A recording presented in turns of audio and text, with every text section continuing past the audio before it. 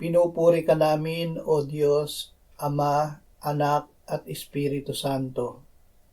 Salamat, Ama, na ibinigay mo sa amin si Jesus na iyong anak, na namatay para sa aming kasalanan, iyong muling binuhay, iniakyat at iniluklok sa iyong kanan sa langit. Salamat na ibinigay mo sa amin ang iyong banal na Espiritu at sa pamamagitan niya ay ibinuhos mo ang iyong pag-ibig sa aming puso. Salamat, Espiritu Santo, na dahil ikaw ay nananahan sa amin, kami bilang katawan ni Kristo ay naging templo ng Diyos. Ang katawan ng bawat isa sa amin ay iyong templo, dahil ikaw na tinanggap namin mula sa Diyos ay nasa amin.